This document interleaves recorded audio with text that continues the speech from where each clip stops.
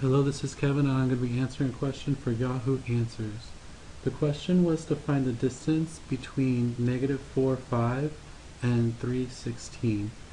Well, you learn in algebra that the distance formula is defined to be distance equals the square root of x1 minus x2 squared plus y1 minus y2 squared.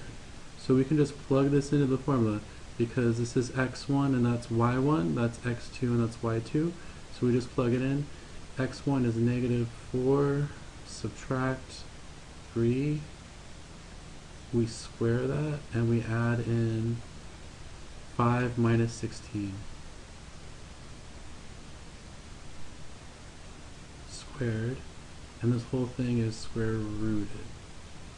Notice I did -4 minus 3 because of the minus sign, and 5 minus 16. If there was a minus sign on one of these, you would have to change that to a plus. So okay, -4 minus 3 is -7. -7 squared is +49 for that part. 5 minus 16 is going to be -11. -11 squared is 121.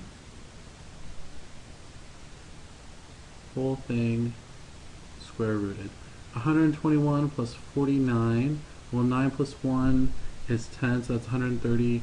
This is the square root of 170. This cannot be reduced because this is 17 and 10.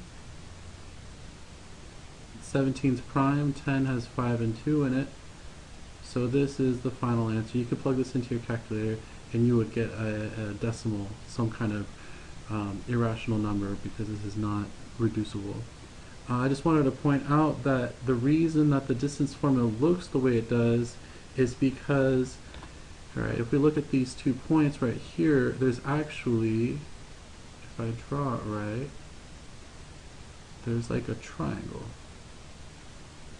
And it's a right triangle, and so the distance from here to here is that -4 minus 3. That's 7 units to go from here to here. And from here to here, it's the difference of the y values, and that's why it's 11. And notice you take the value and you square it. You square it, that's the sides of the hypotenuse, or those are the sum of the sides squared gives you the hypotenuse squared. That's the Pythagorean theorem. So that's where the distance formula comes from. You don't have to know that, you just have to memorize this formula. You have to remember those minus signs, and just remember there's a plus sign in the middle, and then just plug and chug all the way through. I hope that helps you with your homework, and if you have any questions, feel free to visit me online at www.omahamattutor.com.